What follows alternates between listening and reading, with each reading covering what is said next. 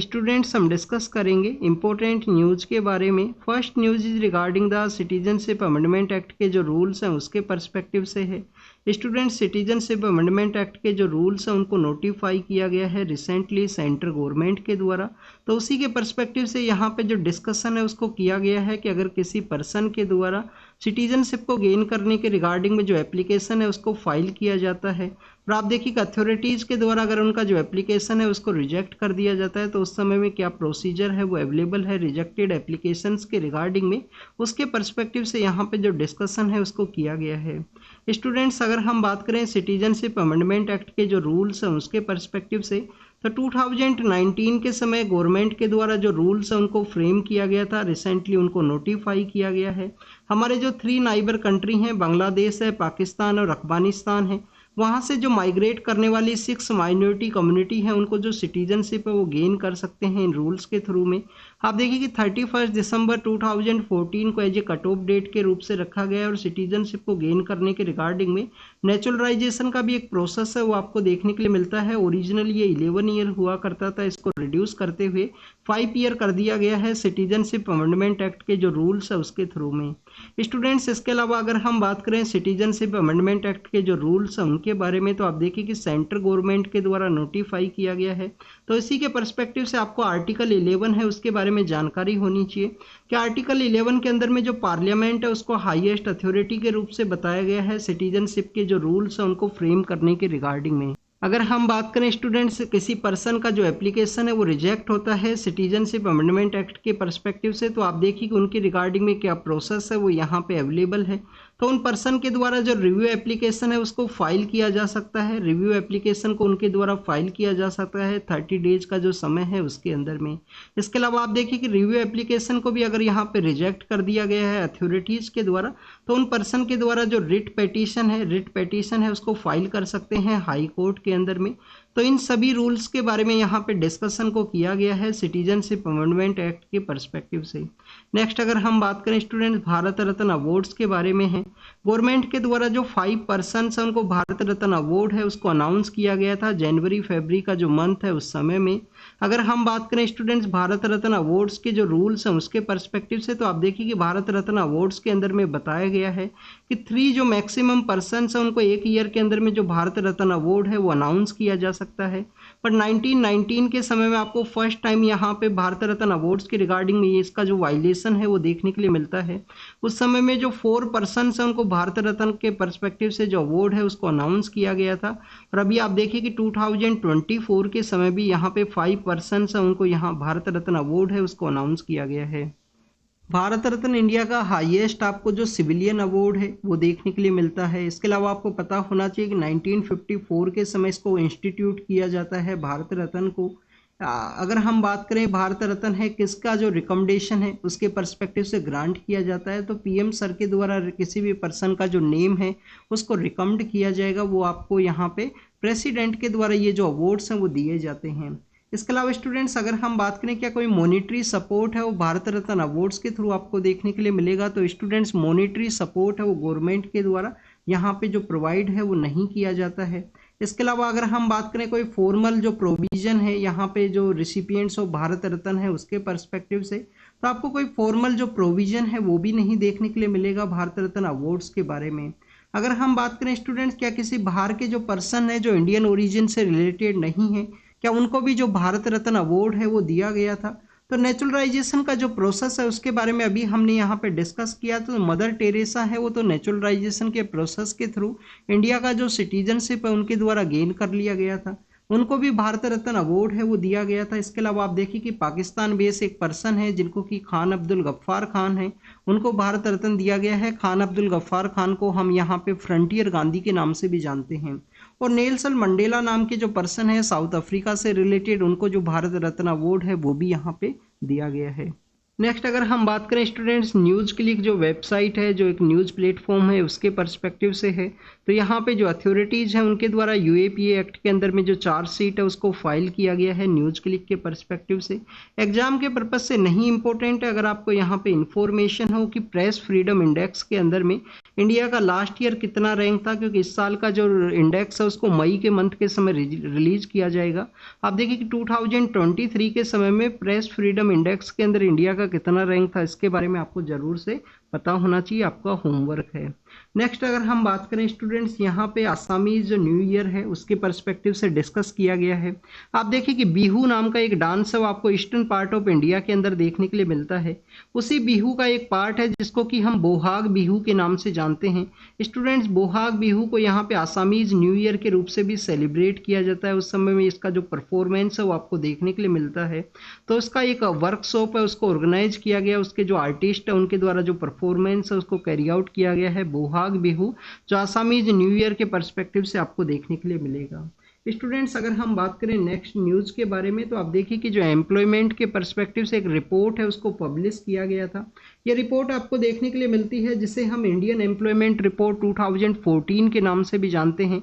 Indian employment report 2014 का ये जो रिपोर्ट है वो किसके द्वारा पब्लिश किया गया है स्टूडेंट्स? आईएलओ के द्वारा, इंटरनेशनल जो लेबर ऑर्गेनाइजेशन है उसके द्वारा। इसके अलावा आपको देखने के लिए मिलता है इंस्टीट्यूट ऑफ ह्यूमन डेवलपमेंट है, इंस्टीट्यूट ऑफ ह्यूमन डेवलपमेंट है, उनके द्वारा इस रिपोर्ट को पब्लिश किया गया। इंडिया एम्प्लॉयमेंट रिपोर्ट है, उसके अंदर अनएम्प्लॉयमेंट का जो सिचुएशन है उसके बारे में डिस्कस किया गया है। कौन कौन से फैक्टर्स यहाँ पे रोल प्ले करते हैं? एजुकेशन है, कोविड को भी एक वन ऑफ द फैक्टर के रूप से काउंट किया गया है। कोविड के अलावा आप देखिए कि जेंडर गैप है, एजुकेशन का क्वालिटी ना होना, पेरेंट्स का बेटर वे में एजुकेशन के ऊपर स्पेंडिंग ना करना, एम्प्लॉयमेंट का यहाँ पे जो प्रॉपर अपॉर्चुनिटी है उनका क्रिएट ना करना, ऐसे काफ़ी सारे जो फैक्टर्स हैं उनके बारे में बताया गया है। एग्जाम के पर्पज से क्या इंपॉर्टेंट है? एग्जाम के पर्पज से आपको पता होना चाहिए कि इंडिया एम्प्लॉयमेंट रिपोर्ट है 2014 को किसके द्वारा पब्लिश किया गया। एम्प्लॉयमेंट का जो रेट है वो हायर हुआ है 2001 के पर्सपेक्टिव से, यहाँ पे कंपेयर किया गया है 2023 के रिगार्डिंग में। तो एम्प्लॉयमेंट का जो रेट है जो यहाँ पे हायर होते हुए बताया गया है इस रिपोर्ट के अंदर में। नेक्स्ट अगर हम बात करें फॉरेस्ट एरिया का जो एक्सपेंशन के रिगार्डिंग में, आपको काफ़ी सारे जो बायोडाइवर्सिटी फ्रेमवर्क्स हैं वो देखने के लिए मिलते हैं। एक आप देखिए कि काफ़ी ज़्यादा पॉपुलर है जो CBD का मीटिंग हुआ था, कन्वेंशन फॉर बायोलॉजिकल डाइवर्सिटी का, जो 15 पार्टीज का जो मीटिंग होता है उसके अंदर में एक फ्रेमवर्क है जो एग्जिस्टेंस के अंदर में आता है, जिसे कि हम कन्मिंग मॉन्ट्रियल जो फ्रेमवर्क है उसके नाम से भी जानते हैं। आप देखिए कि कन्मिंग मॉन्ट्रियल जो फ्रेमवर्क है उसके बारे में यहाँ पे डिस्कस किया गया है। आप देखिए कि इसके अंदर में बेसिकली आपको देखने के लिए मिलेगा कि living harmony with the nature का जो कॉन्सेप्ट है उसको हमें 2050-2070 तक अचीव करना है। Living harmony with the nature का जो कॉन्सेप्ट है उसे हमें यहाँ पे अडॉप्ट करना है। उसके अंदर में आपको टोटल 27 जो टारगेट्स हैं वो देखने के लिए मिलते हैं, जिसके अंदर जो 23 जो टारगेट्स हैं उनको अचीव किया जाएगा 2030 तक, और 23 टारगेट्स के अलावा जो 4 टारगेट्स हैं उनको 2050 तक यहाँ पे अचीव करना है इस कन्मिंग जो मॉन्ट्रियल बायोडाइवर्सिटी के जो फ्रेमवर्क्स है उसके अंदर में। स्टूडेंट्स, इसी के अंदर में आपको एक गोल देखने के लिए मिलता है जिसके अंदर में बेसिकली बताया गया है कि हमें जो फॉरेस्ट का एरिया है उसको एक्सपेंड करना है। बट यहाँ पे इंडिया के पर्सपेक्टिव से और काफ़ी सारे कंट्रीज के पर्सपेक्टिव से डिस्कस किया गया है कि उन फॉरेस्ट के एरियाज के अंदर में, उन फॉरेस्ट के रिगार्डिंग में आप देखिए कि फॉरेस्ट कंजर्वेशन का जो अमेंडमेंट रूल्स हैं उनको भी लाया गया था 2023 के समय। तो अगर उन फॉरेस्ट एरिया को एक्सपेंड किया जाएगा तो वहाँ पे रहने वाली जो ट्राइबल कम्युनिटी है उनके ऊपर इसका इम्पैक्ट देखने के लिए मिलता है। इंडिया में टोटल आपको 106 जो नेशनल पार्क हैं, 106 जो नेशनल पार्क हैं वो आपको देखने के लिए मिलते हैं। आप देखिए कि 106 नेशनल पार्क्स के अंदर में टोटल 89 ऐसे पार्क हैं जहां पे आपको देखने के लिए मिलेगा, 89 जो पार्क्स हैं उनके अंदर आपको देखने के लिए मिलता है कि वहाँ पे जो ट्राइबल कम्युनिटी है उनका प्रेजेंस है। अगर हम बात करें राजस्थान का, तो आप देखिए कि राजस्थान के कुंभलगढ़ के अंदर में आपको एक सेंचुरी देखने के लिए मिलेगा, वहाँ पे भी ट्राइबल कम्युनिटीज़ का प्रेजेंस है। मध्य प्रदेश के अंदर में आप देखिए कि जो नुरादेही जो सेंचुरी है, नुरादेही सेंचुरी को अगर एक्सपेंड किया जाएगा तो वहाँ पे भी जो ट्राइबल कम्युनिटी है वो आपको देखने के लिए मिलती है। इसके अलावा स्टूडेंट्स, आसाम के अंदर भी आपको जो यहाँ पे बराक नाम का जो वाइल्ड लाइफ सेंचुरी है उसके अंदर भी आपको देखिए कि ट्राइबल कम्युनिटीज़ का जो प्रेजेंस है वो देखने के लिए मिलेगा। दुधवा नेशनल पार्क है, वाल्मीकि टाइगर रिजर्व का जो एरिया है वहाँ पे आपको थुरु नाम के जो ट्राइबल पर्सन है वो पाए जाते हैं, तो उनके ऊपर इसका इम्पैक्ट है वो रहेगा। या इंडिया के अंदर ही नहीं, वर्ल्ड के पर्सपेक्टिव से भी बताया गया है काफ़ी सारे एरियाज़ के अंदर, क्योंकि ट्राइबल जो कम्युनिटीज़ है उनका नेचर के साथ में आप देखिए कि जो कनेक्टिविटी है, जो कनेक्शन है वो आपको देखने के लिए मिलता है, तो उसी के बारे में यहाँ पे कहा गया है।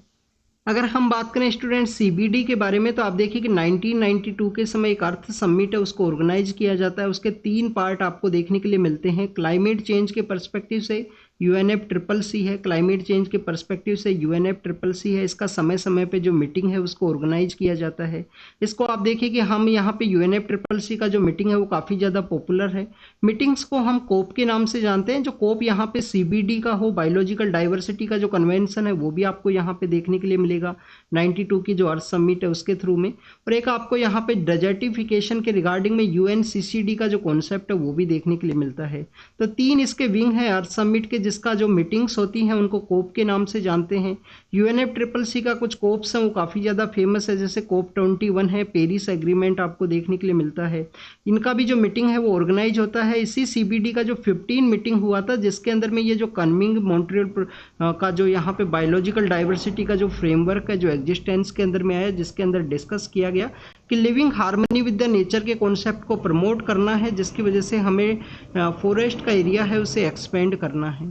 तो this is all the information related to the forest area के बारे में है। नेक्स्ट अगर हम बात करें स्टूडेंट ट्राइपल का जो ट्रॉपिकल जो साइक्लोन है उनके पर्सपेक्टिव से है। आप देखिए कि जो हायर इंटेंसिटी के जो ट्रॉपिकल साइक्लोन आपको एवरी ईयर देखने के लिए मिलते हैं, उनको एज ए न्यू कैटेगरी के अंदर यहाँ पे डिवाइड किया जाए, उनको कैटेगराइजेशन के पर्सपेक्टिव से डिस्कस किया गया है। आपको जो ट्रॉपिकल जो साइक्लोन है उनके बारे में कुछ बेसिक इन्फॉर्मेशन है वो यहाँ पे ज़रूर से होनी चाहिए। ट्रॉपिकल जो साइक्लोन एक वेदर के फिनोमिना के रूप से देखने के लिए मिलता है। वार्म जो ओशियन वाटर का जो एरिया है नियर द इक्वेटर, वहाँ पे ये फॉर्म होते हैं। नियर द इक्वेटर का जो एरिया है, नियर द इक्वेटर का जो एरिया है वहाँ पे जो वार्म वाटर का जो एरिया है वहाँ पे ये फॉर्म होते हैं। वार्म मॉइस्ट एयर है वो राइज करती है away from the ocean surface और क्रिएट करती है एक लो प्रेशर का एरिया। तो उस लो प्रेशर के एरिया को आप देखिए कि हाई प्रेशर के एरिया से यहाँ पे फिल किया जाएगा, क्योंकि हाई प्रेशर से लो प्रेशर के रिगार्डिंग में जो मूवमेंट है वो आपको देखने के लिए मिलता है एयर का। तो उसी के रिगार्डिंग में जब उसको फिल किया जाएगा तो आप देखिए कि यहाँ पे जो साइक्लोनिक कंडीशंस हैं वो यहाँ पे डेवलप होती हैं। सेंटर अगर हम बात करें ट्रॉपिकल साइक्लोन का जो सेंटर है वो आपको देखिए कि काफ़ी ज़्यादा काम देखने के लिए मिलता है। सेंटर ऑफ ट्रॉपिकल साइक्लोन का जो सेंटर है वो आपको काफ़ी ज़्यादा काम देखने के लिए मिलेगा। इसके अलावा आप देखिए कि लो यहाँ पे जो एयर प्रेशर है वो क्रिएट होता है। 120 किलोमीटर पर आवर का जो स्पीड है, एवरेज स्पीड आपको देखने के लिए मिलती है। आइसोबार्स के जो क्लोज है यहाँ पे जो ग्रेटर वेलोसिटी है, ये कुछ काफ़ी सारे ऐसे प्रोसीजर्स हैं जो आपको इस ट्रॉपिकल साइक्लोन के अंदर ही देखने के लिए मिलेंगे। इसके अलावा स्टूडेंट्स अगर हम बात करें ट्रॉपिकल साइक्लोन्स के बारे में, तो आप देखिए कि उसके अंदर में एयर का जो यहाँ पे मूवमेंट है उसके रिगार्डिंग में उसका जो कुछ क्लासिफिकेशन है वो आपको देखने के लिए मिलता है। एक आप देखिए कि यहाँ पे अगर हम बात करें डिप्रेशन के रिगार्डिंग में, तो 30 to 49 किलोमीटर पर आवर का जो विंड स्पीड के समय में उसको डिप्रेशन का जो नाम है वो दिया जाता है। डीप डिप्रेशन आप देखिए कि 50 to 60 है। साइक्लोनिक स्ट्रॉम है, वेरी सीवियर जो साइक्लोनिक स्ट्रॉम है। एक्सट्रीम एक आपको अलग से कैटेगरी देखने के लिए मिलती है जिसके अंदर में अबाउ 160 के आसपास का जो स्पीड है किलोमीटर पर आवर का, तो उस समय में यहाँ पे जो वेरी सिवियर का जो कंडीशन है वो बताया गया है कि वेरी सिवियर जो साइक्लोनिक स्ट्रॉम है वो क्रिएट हुआ है। कभी कभी आपको सुपर साइक्लोनिक स्ट्रॉम के बारे में भी आपने रीड किया होगा। 222 किलोमीटर पर आवर का जो स्पीड है उससे हायर अगर यहाँ पे स्पीड को अचीव कर लेता है साइक्लोन के द्वारा, तो उस समय में आपको यहाँ पे जो सुपर साइक्लोनिक कंडीशंस है उसके रूप से जाना जाता है। तो this is all the information related to the cyclonic conditions के बारे में है। नई कैटेगराइजेशन के बारे में डिस्कस किया गया है यहाँ पे। नेक्स्ट अगर हम बात करें साइबर फ्रॉड के परस्पेक्टिव से, स्टूडेंट जनवरी के समय में मिनिस्ट्री ऑफ होम अफेयर्स के अंडर में आपको एक साइबर फ्रॉड के रिगार्डिंग में एक इंस्टीट्यूशन है वो देखने के लिए मिलता है। अगर हम उस इंस्टीट्यूशन के बारे में बात करें, Indian cyber crime coordination centre के नाम से हम उसे जानते हैं। Indian cyber crime coordination centre, उनके द्वारा बताया गया था कि काफ़ी सारे ऐसे इंडियंस हैं जिनको जॉब के बहाने जिनको आईटी सेक्टर के अंदर जो जॉब है उसके बहाने बुला लिया गया है। हमारे काफ़ी सारे नाइबर कंट्रीज भी हैं, हमारे ईस्टर्न पार्ट ऑफ इंडिया के अंदर जो सिचुएटेड कंट्री है, म्यांमार है, कंबोडिया है, लाओस है, उन एरियाज़ के अंदर में जॉब के बहाने उनको बुलाया गया और वहाँ पे जो साइबर फ्रॉड का जो एक्टिविटी है उसके अंदर में वो इन्वॉल्व है। फोर्सफुली वहाँ पे उनको साइबर फ्रॉड का जो एक्टिविटीज़ है वो कैरी आउट करना होता है। स्टूडेंट्स, उसी के रिगार्डिंग में कुछ पर्सनस उनको रेस्क्यू किया गया है जो कि साइबर फ्रॉड के जो सेंटर्स हैं अब्रॉड के अंदर में, वहाँ से इंडियन अथॉरिटीज़ के द्वारा उनको रेस्क्यू किया गया। साइबर फ्रॉड के बारे में आपको ज़रूर से इन्फॉर्मेशन होनी चाहिए। काफ़ी सारे ऐसे सेंटर्स हैं वो इमर्ज हुए हैं और आप देखिए कि इसका इकोनॉमी के ऊपर कितना लॉस है, साइबर फ्रॉड का कितना इम्पैक्ट देखने के लिए मिलता है, उसके रिगार्डिंग में भी काफ़ी सारी जो रिपोर्ट्स हैं वो पब्लिश की जाती हैं। नेक्स्ट अगर हम बात करें स्टूडेंट्स, आपको यहाँ पे देखने के लिए मिलता है, आप देखिए कि एक प्लेटफॉर्म है, एक ओटीटी प्लेटफॉर्म है, उसके अंदर में कुछ कंटेंट के रिगार्डिंग में कुछ कंसर्न्स हैं यहाँ पे। अगर हम बात करें स्टूडेंट्स, जो कमीशन है, नेशनल कमीशन फॉर चिल्ड्रंस का जो राइट्स है उसके रिगार्डिंग में आपको एक कमीशन है वो देखने के लिए मिलता है। National commission for protection of the childrens right, उनके द्वारा यहाँ पे जो कंसर्न्स है वो रेज किया गया है उस प्लेटफॉर्म के रिगार्डिंग में, उसके अंदर जो एडल्ट कंटेंट है उसी के पर्सपेक्टिव से। तो आप देखिए कि आपको यहाँ पे national commission for protection of childrens right के बारे में ज़रूर से पता होना चाहिए। 2005 के समय का एक एक्ट है, 2005 के समय का एक एक्ट है जिसके थ्रू इसको क्रिएट किया गया था। Commission for the protection of children right act है 2005 के समय का। आप देखिए कि यहाँ पे जुवेनाइल जस्टिस एक्ट है। जुवेनाइल जस्टिस एक्ट के अलावा अगर हम बात करें protection of children from sexual offence है, राइट जो हमारा राइट टू एजुकेशन का जो कॉन्सेप्ट है, right to free and compulsory education 2009, तो उनको यहाँ पे कवर किया जाता है इस national commission for protection of the childrens right के द्वारा। तो आप देखिए कि protection of children from sexual offense का जो एक्ट है, जुवेनाइल जस्टिस का एक्ट है, इसके अलावा अगर हम बात करें right to free and quality education का जो एक्ट है 2009 का, उनको कवर किया जाता है। इसके अलावा स्टूडेंट्स, आपको एक कन्वेंशन देखने के लिए मिलता है चिल्ड्रंस के राइट के रिगार्डिंग में 1992 का, जिसके थ्रू इसको क्रिएट किया गया है।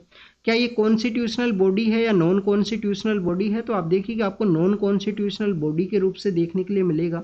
अगर हम बात करें इसके चेयरपर्सन के बारे में, तो आप देखिए कि जो चेयरपर्सन है उसका जो टेन्योर है वो टेन्योर आपको देखने के लिए मिलेगा 3 ईयर का टेन्योर है और 65 का एज है। अगर हम पर्सन्स के बारे में बात करें, मोर देन 2 ईयर का जो टेन्योर है उसको एक्सटेंड नहीं किया जा सकता है, 2 बार से ज़्यादा इसका जो चेयरपर्सन का जो टेन्योर है उसको एक्सटेंड नहीं किया जाएगा।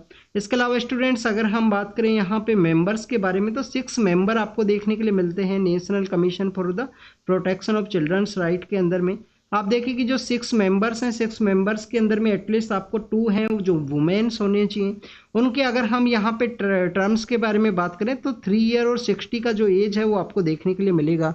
क्या तो उनके द्वारा जो 3 ईयर का जो समय है वो कंप्लीट हुआ है या 60 का जो एज है वो कंप्लीट किया गया हो। नेक्स्ट अगर हम बात करें स्टूडेंट्स, वर्ल्ड के पर्सपेक्टिव से है, श्रीलंका के जो पीएम है चाइनीज अथॉरिटीज़ से मिले हैं, उस आइलैंड का जो डेप्थ का जो सिचुएशन है उसके हेल्प के रिगार्डिंग में, एग्जाम के पर्पज से नहीं इम्पोर्टेंट है। नेक्स्ट अगर हम बात करें स्टूडेंट्स, ऑस्ट्रिया के रिगार्डिंग में है, तो आप देखिए कि रिवर क्रूज के अंदर में कुछ इंजरी के जो इंसिडेंट्स है वो देखने के लिए मिले हैं, एग्जाम के पर्पज से ये भी इम्पोर्टेंट नहीं है। तिब्बत विजिट के बारे में है, नेपाल के जो ऑफिशियल्स हैं उन्होंने यहाँ पे चाइना के साथ में जो बॉर्डर्स हैं उसके ओपनिंग के बारे में डिस्कशन किया गया है। तो आप देखिए कि जो नेपाल है वो कंटिन्यूस चाइना के साथ में उसके जो रिलेशंस है वो स्ट्रेंथन किए गए हैं। उनके द्वारा एक रेलवे के डेवलपमेंट के पर्सपेक्टिव से भी आपको काफ़ी बार जो न्यूज़ के अंदर देखने के लिए मिलता है। इसके अलावा अगर हम बात करें परमानेंट जो गाजा का सीज फायर है उसके रिगार्डिंग में, फ्रांस है, जॉर्डन है और इजिप्ट के जो मिनिस्टर्स हैं उनके द्वारा ये कॉल लिया गया है कि परमानेंट जो यहाँ पे जो पीस है उसको इस्टेब्लिश किया जा सके गाजा के अंदर में।